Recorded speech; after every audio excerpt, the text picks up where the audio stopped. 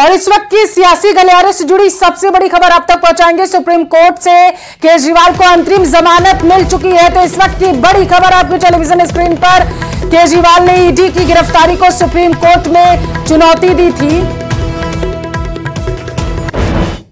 ED के remand को चुनौती दी गई थी। अरविंद केजरीवाल के लिए निश्चित तौर पर यह बहुत बड़ी खबर है कि अदालत ने उन्हें तुरंत इंटरिम बेल देने को कहा है। कोर्ट ने कहा है कि वो एक चुने हुए नेता हैं, ये इस बात को जानते हैं, 90 दिनों से जेल के अंदर हैं, उन्हें तुरंत इंटरिम बेल दी जाती है। बहुत बड़ा आदेश अरविंद केजरीवाल के लिए, आम आदमी पार्टी के लिए। एक चीज एक बड़ी समझनी होगी हमें कि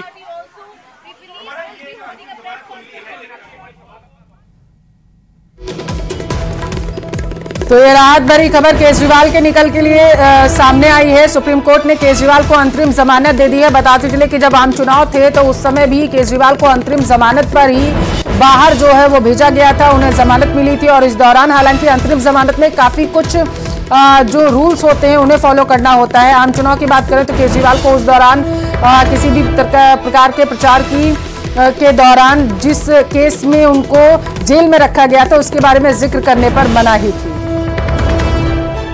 सुप्रीम कोर्ट में चैलेंज किया था। वो गिरफ्तारी और रिमांड को जो चैलेंज अरविंद केजरीवाल ने किया था, उस मामले में कोर्ट ने 17 मई को अपना आदेश सुरक्षित रख लिया था। लेकिन उसके बाद सीबीआई ने भी अरविंद केजरीवाल को उस दिन, अभी कुछ दिन पहले गिरफ्तार किया। वो तब किया जब निचली अदालत ने अरविंद केजरीवाल को बेल दे दी थी। हालांकि उस मामले में उस फैसले पर दिल्ली हाईकोर्ट ने स्टे लगा दिया था। लेकिन कोर्ट के सामने, सुप्रीम कोर्ट के सामने ईडी वाला मामला था और ईडी वाले मामले में कोर्ट ने कहा है कि उनकी जो इंटरिम बेल है वो तुरंत होगी। पंकज, इसमें एक बड़ी खबर यह है कि उनकी इंटरिम बेल अभी ही शुरू होगी, ये भी कोर्ट ने बोला है। तो ये अभी देखना होगा कि कोर्ट ने, क्योंकि सीबीआई ने उन्होंने बाद में केस किया था इस मामले में, और अभिषेक मनु सिंघवी ने कोर्ट के सामने कहा था कि लॉर्डशिप जब इस मामले को पढ़ रहे थे तो एक तरह से अरविंद केजरीवाल के खिलाफ जब सीबीआई का मामला, यहाँ पर ईडी का मामला आया था, उसके बाद सीबीआई ने एक अलग मामला दर्ज कर लिया था। और इस समय अब अरविंद केजरीवाल के वकील यहाँ पर आने वाले हैं, उनका भी लोग इंतजार कर रहे हैं, क्योंकि कोर्ट ने सीबीआई वाले मामले को कुछ अभी नहीं बोला है और उसे देखना होगा, क्योंकि कोर्ट ने यह बोला है कि उन्हें इंटरिम बेल तुरंत दे दी जाए।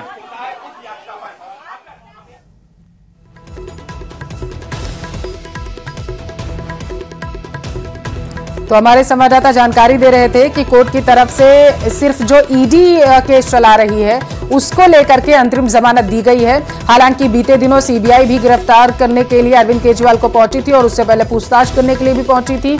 और जानकारी यह है कि सीबीआई जिस केस में अरविंद केजरीवाल को गिरफ्तार करने के लिए पहुंची थी उसको लेकर के फिलहाल सुप्रीम कोर्ट की तरफ से किसी भी तरीके की टिप्पणी नहीं की गई। यही हमारे संवाददाता ने अभी आपको बताया।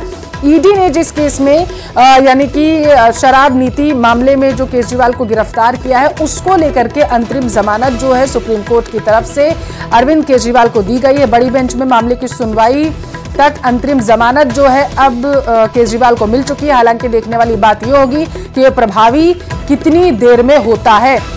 सवाल यह भी कि क्या आज ही अरविंद केजरीवाल जेल से बाहर आ जाएंगे, और अगर वो जेल से बाहर आ जाते तो निश्चित तौर पर समर्थकों के लिए उनके खुशी की बात। मैटर में अंतरिम जमानत दी जाती है और जो इशू है सेक्शन 19 का और नीड फॉर अरेस्ट का, उसको जो है रेफर किया गया है large.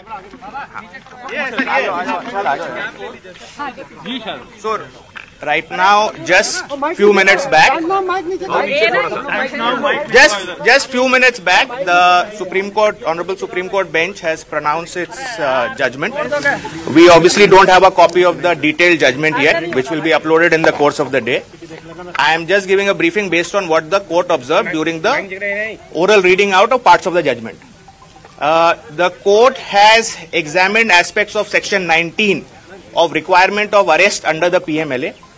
There were certain legal issues which arose from that, which especially in the context of whether there is a requirement of necessity of arrest in addition to the requirement of Section 19 which are stipulated in that section.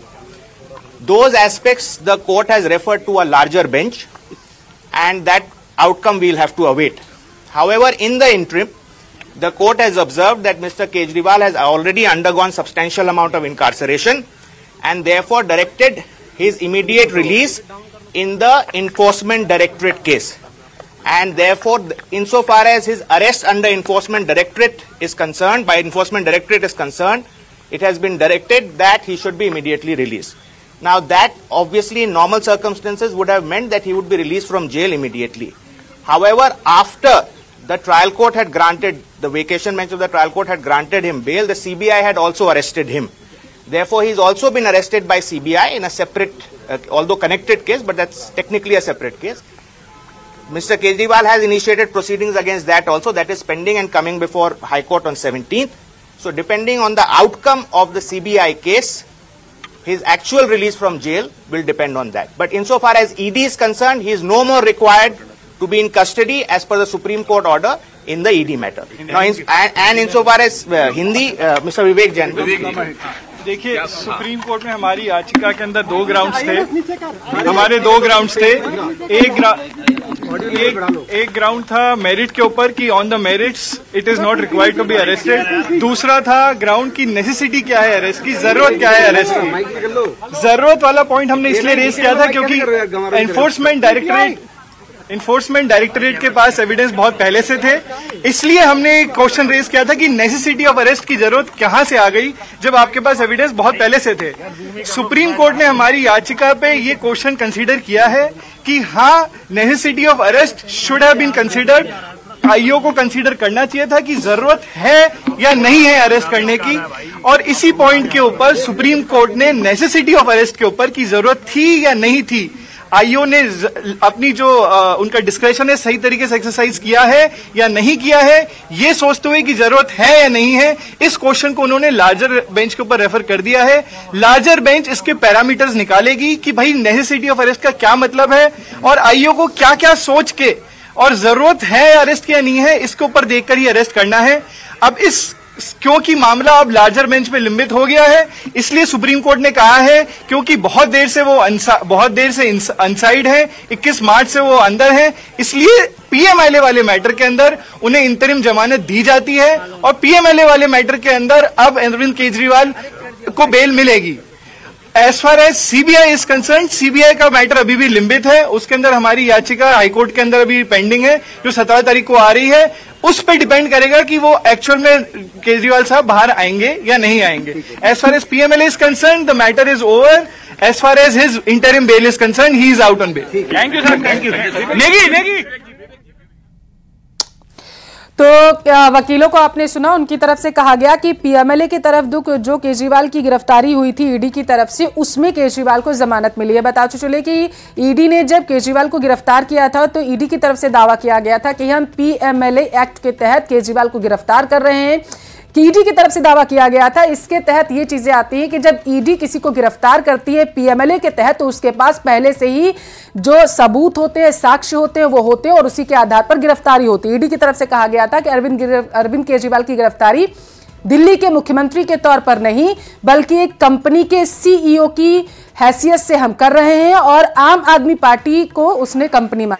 देखिए बिल्कुल पंकज, इसमें अब पूरी तरीके से clarity आ गई है, क्योंकि मैं पहले भी यही कह रहा था कि कोर्ट के सामने जो सवाल था वो केवल ईडी वाला मामला था और कोर्ट ने ईडी वाले मामले में जमानत दे दी है। हालांकि अभी सीबीआई का मामला भी कोर्ट के सामने है और कोर्ट को ये तय करना है कि अरविंद केजरीवाल सीबीआई वाले मामले में 17 तारीख को है और अभी कोर्ट ने ईडी वाले मामले में उन्हें जमानत दे दी है। तो अरविंद केजरीवाल को इंटरिम बेल मिल गई है ईडी वाले मामले में, और ये एक बड़ी खबर इसलिए भी है क्योंकि ईडी के मामले में जमानत मिलना ज्यादा मुश्किल होता है और अब कोर्ट ने उनकी गिरफ्तारी की जरूरत है या नहीं, इस पर सवाल खड़े किए हैं, जिस पर लार्जर बेंच को मामला भेजा गया है। और साथ चलिए अन्य खबरों की तरफ रुख करेंगे। बीजेपी के प्रदेश उपाध्यक्ष प्रभुलाल सैनी